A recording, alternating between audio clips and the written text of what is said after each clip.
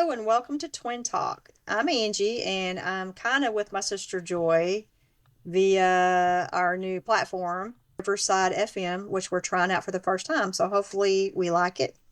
And today, or I should say tonight, it's September 1st at 10 o'clock p.m. But we are getting to stay up late because tomorrow's Labor Day. So we're Yes. going to be talking about the book Out of the Corner by Jennifer Gray. We listened to it on Audible and it was published May 4th of 2022 and it's 7 hours and 25 minutes. And Joy, just for the record, I did go back and re-listen to it this last week. And you just re-listened to it again recently. And we've talked about this before, but the first time I read it, I don't know, it was okay. But the Hmm. second time I read it, I just enjoyed it so much more. And we've said this so many times, but I think it just goes to your mental state, how energetic, how much energy you have. I really enjoyed it more the second time. Isn't that what you said? Yes, and I don't understand because every single book that I've listened to or read a second time, I always enjoy it more. I think it's because the first time you're focused on you're just hearing everything for the first time and you're And just trying to just getting all that information and trying, knowing we're going to be talking about it later. And the second time, it's like you can relax and enjoy it more. yeah, it's like you're trying to just take in all this information at once, and so you get like the meat of Mm-hmm. it. But the second Mm-hmm. time it's like you get to enjoy all the extras, the stuff that you might have missed the first time. So it's just always Right. more enjoyable the second time. It's funny, I was Yeah. thinking we barely have time to do read it one time, much less two times, but anyway. Mm-hmm. So, Out of the Corner is Jennifer Gray's memoir that delves into her life beyond her iconic role as Baby in Dirty Dancing. The book covers her rise to fame, personal struggles, and her journey to rediscover herself. Gray provides insight into her Hollywood career, family dynamics, and the challenges she faced with her health and identity. Naturally, the book starts with her childhood, and she talks about, which is pretty interesting. She talks about her life in New York City, her family background, and she's got a long history actually, her family being in the performing arts. And her dad was a famous actor on Broadway, and he was in the Broadway show Cabaret. Then I think if I remember this correctly, they made the play into a movie, and he was nominated for an Oscar, and he won. I And do you don't remember remember that. that? I know Yeah. that he won a big award. He was like a big deal. Yeah. But I just thought it was cool because they were talking about the night of the Oscars, how nervous her and the family was. And what's crazy is he was up against, like, that movie was up against The Godfather. And there was some other movies and some other actors, and they were all huge names in the industry. So it was kind of amazing that he did win that night. So most people know her as Baby in Dirty Dancing. And I guess we just need to get this out of the way. Dirty Dancing is a very popular movie, and I'm just curious, did you like the movie? It came out like in 1986 or 87, somewhere in that area. Because I remember thinking we were like 16 or 17. I remember going to see it at the movies, and Hmm. people said that you reminded them of Baby. Do you remember that? Yes, yeah. And I thought, And to well, we're this day, I don't know twins. why. Yeah. We're twins. Why does she remind them of Baby and not me? We had a friend, Amy, and I remember her coming up to me. She goes, Angie, that whole movie, I just kept thinking, Angie, that's you. And I was like, so of course it piqued my interest. And I went and I watched the movie. I love the movie, but I was embarrassed watching it because some of the scenes, some of the dirty Yeah, dancing because scenes they were dirty embarrassed me. dancing. Some of them were Exactly. dirty. I should have known the stinking name of the movie was Dirty Dancing, but I remember, you know, we were young watching it, being kind of embarrassed watching some of those scenes. Well, and I remember going to see it with a boy and a couple. I guess it was you and Amy, and anyway, and it was Jimmy, the guy's dating Jimmy. And I'll never forget, I remember looking over and he was asleep. So he wasn't too impressed with it. That's So, funny. okay. So we got that out of the way. So that's what she's He's the only primarily known for. person I'm guessing in the whole world that's ever fallen asleep at a movie theater during Dirty Dancing. Yeah, he's pretty That's tired, I funny. guess. I don't know. But anyway, so that's what she's known for. One of her biggest role, it was in Dirty Dancing as Baby. She definitely took her name in the movie Baby, her nickname in the movie, and just ran with it because every chapter in her book, I think it has the word baby in it. So it was kind of I clever. know, and it's clever, but it's cringy. Like every time I heard them say baby, it's cringy. But kind of find out the lady who it was kind of modeled after her dad really did call her baby, right? Oh, oh, I didn't know that. Okay. Yeah, remember the lady who wrote it's based on this, isn't it based on the book by the lady who would spend time in the This is Catskills the and she first was I've heard of this. Jewish? I didn't know this was actually based on somebody. I had no idea. Yes, it's loosely based on a lady, I think. Oh, I didn't know that. I don't remember if I read that in her book or somewhere else, but yeah, there was a lady and she was Jewish and they spent their summers in the Catskill Mountains and her dad called her baby. And that's what this is loosely based on, I thought. I believe you. I just Am I never heard it am I before. dreaming this up? Okay. I guess I'll have to go research that. We'll have to research that and see. Okay. Okay. All right. Well, anyway, she talks a lot about what it was like filming Dirty Dancing. And of course, she talks about, I thought the part was interesting. Like, so she had already worked with Patrick Swayze on Red Dawn. And Which another great movie. well, there was one part in her book that she said that at one point they said Red Dawn was the bloodiest movie that had ever been. Like, there was more deaths Yeah, in one of that the movie most than any other. violent. I thought even Rambo, but anyway, so she talked about Patrick Swayze and how she wasn't. She said any female that came within 20 feet of him, about passed out and they were swooning over him. And she said she never really had that connection to him, like because she And worked with she didn't them every day. react to him because she knew how immature he was, and he was always playing stupid pranks. And I used to think, well, she was kind of maybe difficult or hard to work with because they said her and Patrick didn't really get along.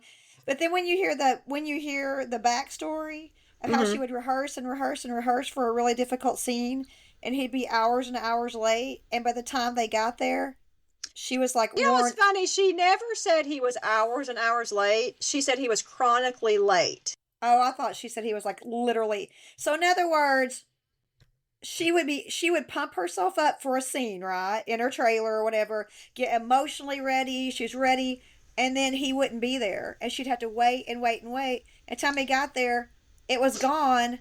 And she said this happened chronically. So Mm-hmm. once you hear her side of the story, you're like, well, no wonder she was resentful towards him, and no wonder he sounded like he was super unprofessional when it came to that. And I think it had to do with his didn't he have some alcohol drinking problems at the time. She never went into his personal struggles in her book. I think okay, this is where having read his memoir, Okay. which we need to do. Have you Oh, read his you've read memoir? his? I've Yes. never read it. No. Yes. It's really good and we need to do it. I think having read his memoir and her memoir, because he talks about her and she talks about him, I think they're overlapping in my mind. So some of the stuff that I'm saying might be from his memoir. Oh, so she, she like, of course, after his death and everything, she's really feeling bad that she wished they would have had a better relationship, and she wished she would have been Mm-hmm. more patient and understanding with him. She said, okay, so what? That he was late to every scene, which I understand that could be very irritating. Mm-hmm. But she says she wishes she could just go back and just be a little bit more forgiving and a little bit more lax. But anyway, okay, so then to me, what was really interesting was before she made Dirty Dancing, she was dating Matthew Broderick. Mm-hmm. And he was really big at this point. Like Mm-hmm. the golden child in Hollywood at the time. Everybody wanted him for their films because War Games had come out already, I believe, and that was a really big movie. Of course, me and you remember that because we're dating ourselves. It would have been back in the '80s, Yeah, and then Biloxi he did Blue. like Biloxi Blues, and then Ferris Bueller, and that's how they met, was on Ferris Bueller. She I was know. I thought funny. that She was was his kind of sister. funny that they were sister and brother on the Mm-hmm. movie, yet they were having a Yeah, fling behind the yeah. scenes. And she said, like we were the most unlikely two people to be together. Mm-hmm. But anyway, what was the part that really interested me was like he just kept, like, when she was talking about the part of Dirty Dancing, and he was like, oh, he made this comment just out of the blue. His, oh, I'm not worried about that. You're not going to get it. Like, who would say that? Yeah, he sounded kind of like he didn't really support her career. Exactly. And then when she did get the part, and before anything was released, and he just kept downplaying that it wasn't going to be anything, and don't get your hopes up. He just kept putting in her head like this isn't going to be anything. And then she started hearing And these murmurings. Mm-hmm. I was going to say it got really big, and then of course this goes back to the wreck. I guess we're going to talk about that in a minute. That they were in this Mm-hmm. horrific wreck when they were in Ireland that killed two Mm-hmm. people. That he tried to talk her out of going to the premiere. I think he was wanting her out of the spotlight because it would bring more attention to his story and what had happened. But he tried to discourage her from going to her own movie premieres. I thought that's not right. She's like, I want my boyfriend at my premiere, and he was like, if you're a good actor or a good actress, you don't need to go to the premiere. Like that, those are nothing. Right. Those are for people who aren't talented. Like they feel like they have to go to the premiere. But he was just saying stuff that did not make sense and did not. And here's the thing: they were in a head-on collision in Ireland, and it killed the two women that they hit, and then it injured Jennifer, and then he got injured really badly. But I feel like afterwards, now he was using that as his excuse for not wanting her to go to Uh, the premiere. And it was kind of like he's like, Jennifer, all they're going to want to talk about is the wreck anyway. Like they're not going to want to talk about the movie. And then he was like, my lawyer says you shouldn't go because you might say something that you shouldn't, legally wise. And she was like, I don't know what I could have said. She said, I had no incriminating evidence against Matthew. She said, I had nothing mm-hmm. to say that could have incriminated him. So, Right. anyway, is there anything else you wanted to say about her It relationship with just, Matthew? well, I know there's two sides to every story, but Mm-hmm. it sounded like he only wanted her when it was convenient, and then he was not supportive of her. So I think she kind of dodged a bullet by Mm-hmm. not marrying him. Yeah. It just sounded like they kind of had a toxic relationship. And she Mm-hmm. said, like, one time she was talking to a waiter at a restaurant that her and Matthew frequented. And the waiter said, it's just so nice to see you, or you're not sitting at a table crying. She's like, yeah. She was like a wake up call that, oh, wow, even the waiter noticed I was always crying when I was with him. So, Right. well, then after that, I'm kind of skipping around a little bit, but she does talk a lot about her personal struggles after Dirty Dancing, how she really had trouble landing a role. And how many times have you heard that an actor or an actress gets a role and then it's really hard to follow up with something as good or better. And then she starts the book off talking about her nose. Yeah. Okay. And, she's And that's some of the Jewish. funniest part. That's some of the funniest parts of the book is Mm-hmm. her self-deprecating remarks about her nose. So her whole introduction to her book, or whatever you want to call it, is it called a prologue? I should know this. Yeah, Uh, probably during the I think it's called a prologue. prologue. Anyway, it's all about this experience, how she was the only person probably in Hollywood that did not want to fix her nose. Mm-hmm. Her mom and everybody kept saying, look, if you just do something about your nose, you'll probably get more parts. It'll open up things for you. And she's like, no, I like my nose. Yeah, and she actually liked her nose. Thought set her apart and made her unique, which it did. And she made a good Unique. point. Yeah. Like Mm-hmm. Barbara Streisand, and they're like, yeah, but she's Barbara Streisand. She can sing. And that's what's so ironic about the book is she fought and fought to keep her identity and to keep her nose that made her unique and special. And Mm-hmm. then in the end, it's kind of what ruined her career. She sounded like she quit getting jobs at because they said she wasn't recognizable. But later on, this little bitty spot came up, this little piece of cartilage, and the doctor was like, oh, that's no big deal. We can just go in and kind of file it down. And that's when she came out and he had completely rearranged her nose. Mm-hmm. She said she didn't recognize herself. And then she really, from that point on, she attributes that to like ruining her career because she Mm-hmm. said that no matter what part she would go for, they would say, we loved her, but she doesn't look like her. Now, Mm-hmm. Joy, I gotta say something here. She kept talking about how that was what kind of tanked her career and nobody would hire her because it didn't look like her. But to me, actress, it doesn't matter. You're not being hired to play Jennifer Grey. You're being hired to play a part. So that part I makes no sense to know. me. It makes sense to me because I think of like Jennifer Aniston. Mm-hmm. They want a high profile star in their movie, but if people can't Mm-hmm. recognize it's Jennifer Aniston, then what's the point? I think they want them recognizable enough to be the draw. That name is the draw, and you gotta be able to tell that's the person. I totally get what you're saying, and you're probably right. But the reason I don't like watching films that have very famous stars in them It's because the whole time I'm not thinking of that person as a character. I'm thinking of that person as Jennifer Aniston. Does that make Well, sense?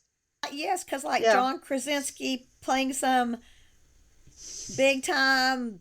I don't know if he's like a CIA operative soldier in that, Yeah. what's it called, Jack Reacher or whatever. I Yeah. can't even watch it because I'm like, no, that's Jim. That's Jim from The Office. I can't watch him be some big bad butt kicking person. And Yeah, that's I, my I point. agree. Yeah, I think it works against an actor or an actress sometimes. Hmm. So I'm just saying, I wonder sometimes if that really was the reason they weren't hiring her, or if that's just what they were telling her, or if that's what she's just telling Right. us. We'll never know. Okay, so then there was a period in the book where she talks about how she stepped away for personal growth, and I believe that was the period where she just kind of come to realize, with the help of a friend, that she never had thought about it, but she had always used drugs, sex to mask her feelings and to just kind of to what's the word I'm looking for? Escapism. Kind of escape, and so she didn't actually have to deal with reality, and she. And in her defense, she had a lot of childhood trauma. They Mm. moved around a lot. Uh, she was almost sexually assaulted by a doorman, and her family wouldn't believe her. Her grandparents. Yeah, so like her grandparents, they had a guy that like the superintendent of the building, and they were crazy about him, and he literally went up to her, and you could tell he was getting ready to have his way with her. Lucky for her, she knew what to say and what to do to get out of the situation. But yeah, that definitely was traumatic. Even though he didn't do anything, it was a traumatic experience to her. Well, to me, the Yeah. worst part about it wasn't even that it almost happened, was that her Hmm. grandparents wouldn't believe her, and her dad made a really crude remark, almost like, "Well, if something had happened, you deserved it." Yeah, he made it sound like Basically, what do you expect? Yeah. Yeah, right. it was, Hmm. and I totally agreed with her when she was like, if you can't trust your parents and grandparents to back you up on a story like that, she said it was Hmm. devastating to me that they didn't believe me. Yeah. Right. That part was ill. I didn't like that part. Yeah. All right. Anyway, then the last part of the book, it just talks about how she got the baby fever, and then she married Clark Gregg. I never had heard of him, but he is an Mhm. actor, and he also, I think she also said he was that he wrote the screenplay for, what's that Michelle Pfeiffer movie? Something but lies beneath, What lies or beneath? What Lies Beneath. I think she said that was like his Yeah. first screenplay, which not bad, it was a really good movie. Okay, so I just kind of touched on a few things here and there. I didn't go in depth over it, but that was just some of the highlights of the book. But I did write down some of my favorite parts of the book, and I'm just going to mention a couple of these if you want to add to it. But I want to see what you thought about these two. So one of my favorite chapters was Here's Jenny. And so that was because she was on the Johnny Carson show, and Hmm. she talks about she'd always wanted to be on the Johnny Carson show because she felt like, wow, if you're on the Johnny Carson show, you've arrived. But they never Hmm. really would let her be on it because she never did pass like I don't know what you call it, but they would let them come in and interview with a producer. And if they thought you were good, they'd let you be on the show. And she always got rejected. But they finally accepted her, and now she's terrified. Anyway, so this chapter is all about her basically having an anxiety attack on the Johnny Carson show. So, do you remember much about that? Yes. Yeah, she was so nervous Mm-hmm. that while she was in the green room or whatever, she drank. She kept drinking the wine, and she basically got drunk because she was so nervous. And then it just the interview turned into a disaster. Well, now hindsight's 2020. Now we hear all these nasty stories about him. You know, everybody loved him, this great guy, but behind the scenes, apparently he could be a big jerk if you weren't in his inner circle. Yeah. Now she said in the chapter that she was not drunk when she was on stage. Oh, She I she thought she did said she drank too much. she said she didn't have anything to eat that day, and she did drink some cheap wine in the dressing room, but she said after the show she went and got drunk. And Oh, that's okay. and that's when her friend said, "You went and got drunk?" Because she had a friend Mm-hmm. from Georgia who was like her Oh, that's mentor, right. And that and she kind of was. was her clue that maybe she turned to alcohol when she was under stress. But the way she described that experience on Johnny Carson, you were like almost terrified right alongside of her, just how horrible it was. Well, anyway, we'll move her along. But anyway, that was one of my favorite chapters of the book. So the other thing that shocked me was she befriended this girl, Maggie Wheeler, and I believe she said she's the actress that went on to play Janice in Friends. Yeah, I thought that was funny that she hung out with Janice. But this Maggie chick, holy cow, as a parent, it'd be your worst nightmare. That's not who Worst you would want nightmare your for kid your to hang out kid. with. So they Mm-hmm. did everything. They went to clubs. They went to like, well, they went to like an X-rated movie. They all they did was smoke marijuana, and you name it, they did. It was like they were trying to be just as rebellious as they possibly could. And then she said like they would go to these plays, and then she said they were hanging out during the time that the Rocky Horror Picture Show came out. I guess it was on Broadway. I don't know if I'm not sure, but and anyway, when she said that was kind of a cult following and they were big time followers of it, well, right there told me. I was like, oh my gosh, that show's disgusting. And to think that they thought that was cool, I just thought, oh, Why did we go see it on prom night? We didn't know what we were getting into. we didn't know. We were It was just kind of clueless. like it was a midnight showing the night we had prom. We knew everybody was Mm. going. It The was theater was packed. I remember I had to sit on somebody's lap, and I don't even think I watched 20 minutes of it, and I think I left. It was it was awful. Anyway, we won't get into that. But anyway, so I have to say this book was disturbing to me. it Was was it? very It disturbing. was Yeah. disturbing, and the Her reason childhood why, was super disturbing. yes, and the reason why it's so disturbing to me is because I have a 16-year-old daughter right now. And a lot of these stories that she told happened to her while she was around 16, 17 years of old. And the thing that really just shocked me the most was the fact that she, in her teenage years, she was living with a man who was, I think he was 10 or 15 years older than her. He was like a hairdresser. And that just kind of made me shudder. And And they would go out to these clubs and do like hard drugs and be out all night long. so she would go out and party all night long and just party hard. And then, like she said, they would go, her and whatever crowd she was with, they would go eat breakfast somewhere. And then she'd go home, take a shower, and then she'd go to school. I Yeah. don't know how she did It it. kind of reminded me of Priscilla a little bit. Up all night, gotta go to school in the morning. But I kept thinking, where's her parents at? I know we already talked about Patrick Swayze, but the one thing that really surprised me was how she was terrified to do the lift. You know how she does the lift at the end of that Mm-hmm. dance in Dirty Dancing? And Mm-hmm. I'll tell you something interesting, Joy. I watched the screen test for that between them. And they did it several times in the screen test, but I will say there was a guy below her spotting her. He was Mm-hmm. spotting her, but still, she acted like she was just so terrified to do that lift that she said everybody kept going, "Come on, just do it already!" Like she wouldn't even practice it. I thought that was interesting though because she was scared in real life that Mm-hmm. it could come through in the movie because she really Oh, was not having to pretend. She really was scared to do the did you lift. catch the part that when they filmed that, that was the first and only time they filmed that? So what you see on the movie at the movies, it was her first time to Mm-hmm. actually do it. So she said that relief you Yes. see of her coming down in his arms, she said that was all Yeah, that authentic. was That was all real. authentic, right? Yeah. All right. And then what do you think about her brief engagement to Johnny Depp? Okay, I think Jennifer Grey's pretty, even when before the nose job. Okay, I Yeah. mean she had a Yeah. very unique, pretty, beautiful skin. I think she had the most beautiful skin. But Well, how she landed all these hotties, man. She dated a lot of. I mean Johnny Depp, but when she talks about him though, he does sound a little different. But yeah, I thought that was awesome that she did get to date Johnny Depp. And it sounded like he was really ready to get married because he proposed to her when they had not been together very long. so he had a huge crush on her after watching Dirty Dancing, and he asked Mm-hmm. this agent to set him up, and she did. So, but what's funny to me is I was listening to this just like yesterday, this part of the book, and she was talking about Johnny Depp, and she was like, he was kind, he was moral, he was this. I mean, and she said the word moral. And I was thinking, really? Johnny Depp was moral? And hey, and I'm going to make a confession here.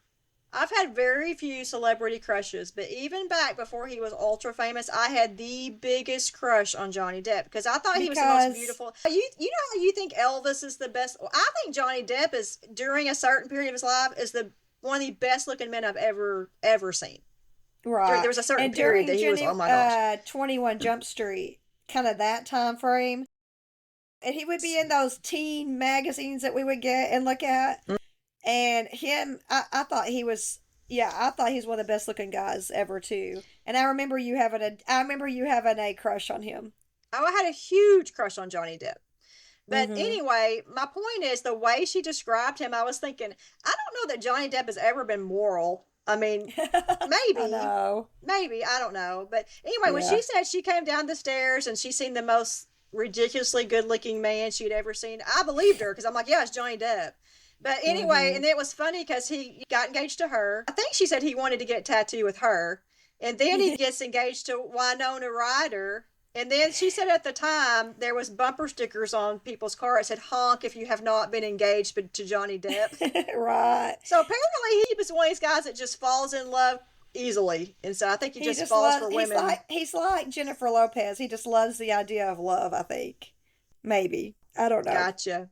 That's just Well, my anyway, guess. I I don't thought know. that part of the book was kind of funny how she was in love with Johnny, and then I think it was on her birthday, and she kept waiting for him to come back from wherever he had gone, and he never showed up. And she said she just wrote him a letter and said, "We're done."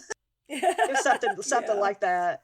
So that was anyway, then funny. she tells a story about, this is kind of running long, but these are some really good stories. But she tells a story about going to Rio with this man, this guy that she's dating. He, of course, he's much older than her, and she gets there and she's doing coke and she's drinking, and then he comes back from the airport and he's got Gilda Radner with him. Well, she's Yeah, all excited because she's like, I'm with a legend. Gilda right. Radner will come to find out. Gilda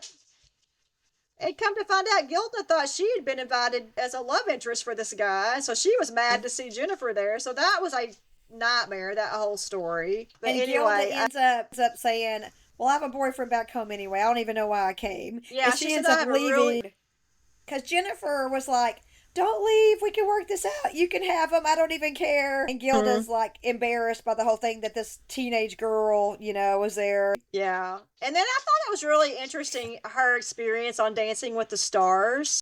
Yeah, to me that was one of the most. To me, that's one of the best parts of the book. How it showed her strength of character and her endurance, and I mean, because Mm-hmm. she has, I think, probably from that wreck with Matthew Broderick. I think it really Mm-hmm. messed her up more than she realized, and she had a lot of excruciating pain, and she had to dance through and push through a lot of pain. And everything she said about it was exactly how I pictured it would be if you were on that show. Really, 24/7 commitment, and like you have to have like nerves of steel and endurance, and the fact that she came out and won the whole thing, to me that just speaks ton to her character, her determination. A lot of weeks they won, her and her partner Derek Mm-hmm. Huff, and like you said, they actually won the season. But I went and watched some of her dances, and did you ever get to see any of that season with her? Joy, Keep she was meaning to. incredible. She was Mm-hmm. incredible. Like, and she even said in the book, her dad called her up and he was like, "Did you know you could do that?" And she's like, "No." She said, "I Yeah. didn't know." Yeah, her dad was like, "Wow, did you?" Yeah, she just like, "No, I did not dream." So it just shows you. So she always wanted to be a dancer anyway, Mm-hmm. right? She took dance Mm-hmm. lessons her whole life, but it just shows you how much talent she had plus determination. What can happen with that? She just had the discipline to practice and keep pushing through. And I said that's one of my big takeaways though is whether I agree with her lifestyle or how she believes or anything, I respect her Mm-hmm. for how hardworking and determined and just how she pushed herself into that uncomfortable situation and like came out on top. And I really admire her for that. Yeah, and what was really interesting to me was she said every time she danced, it was almost like she was outside of her body, having out of body experience. And she'd get through and Hmm. she wouldn't even remember that she did the dance. And she's like, I don't know how I did it. She said her body just took over and it It's just did almost it. like I feel like when you're in those high pressure situations, it's Mm-hmm. almost like your subconscious just takes over. It's like this another part of your brain just takes over and you're like Mm-hmm. on auto, what's it called? Auto function or Autopilot. autopilot. Yeah, I feel like she's almost like some people when they get in these super extreme high stress situations, it's just like you're on autopilot. Yeah, because she even said during rehearsal for almost every dance, she couldn't remember it. But when it came time for showtime, go time, she would remember Mm-hmm. it. Oh, just like the Dr. Pepper commercial, she couldn't remember the choreography, so she made up her own little stuff, and they Oh, left it in there because she said she couldn't remember choreography, so she just make up her own little stuff, and they're like, "Oh, that's cute. We'll leave it in." Okay, I'm kind of So, glad you mentioned the Dr. Pepper commercial because it reminded me of the fact that she says lots of corny little things throughout the book. yes, very cringy. Wouldn't you like to be a pepper too? I did, and I made a lot of money off of it. Catching or something like that. Something really cheesy. Yeah, she was kind of cringy at times. Okay, so I want to read this passage where she talks about her regrets and how she lived her teenage years. So it was in chapter 9, and the name of the chapter was I Started with Men, meaning like when I started my relationships and dating, it was with men, you know. So she says, looking back, so many disturbing images flash in my mind. A montage of depravity, of putting myself in harm's way, in way over my head. Once I was lying in Enzo's on their shiny black bathroom marble floor after eating hash brownies and unable to lift my head. I made a pact with God as I pictured my poor parents' heartbreak and shock upon hearing the news of my pitiful demise. How does such a darling girl, growing up with all her earthly needs met, adored by her parents, a girl with so much spunk and moxie, find herself in situations I wouldn't wish on my worst enemy? The adults not on the receiving end of my risky behaviors were, I'm sure, scared for me. My parents didn't really have any idea the trouble I was up to, and though they weren't thrilled about my current romantic situation, they didn't feel like they had any recourse. When I tried to imagine my own daughter at 16 playing house, essentially living with a grown man, doing tons of blow and popping quaaludes and going to studio, not to mention being lied to, cheated on, then gifted with various and sundry STDs and unwanted pregnancies. It makes me physically ill. No teenager should ever be swimming in waters that dark at the mercy of grown men who know better. But when you're a 16-year-old girl, nobody's going to tell you to put your clothes on and go home to your parents. Well, the predators certainly won't. Yet, I saw myself as the predator and the men as my targets. I ferreted out trouble. In rereading my deeply personal raw journals, I only now realize I survived these soul crushing indecencies by minimizing them. Dusting off my broken self, thinking, hey, I brought this on myself. I thought I could handle some of the most gnarly and messed up blank, blank, blank. But in retrospect, that naivety simply breaks my heart for my younger self. I thought of myself as an adult, and the last thing I wanted to be was a child. Boy, that was very brave and very honest of her to admit Mm-hmm. that. And very, oh my gosh, it was heartbreaking reading that, but it was so Mm-hmm. true. She Mm-hmm. tried to make it look like she was the predator and they were the prey, maybe to make herself feel better. I don't know. But yeah, it is heartbreaking. But at least but I'm just saying, to me, the fact that she admitted it, admitted the truth, and she's very transparent is pretty brave, transparent. And I mean, once again, I respect her for at least telling the truth. Yeah. Okay, so I'm just curious, what did you think about the book? Did you like it? I liked it. I mean, it was one of those that I never got bored. Everything Mm-hmm. was fascinating and shocking.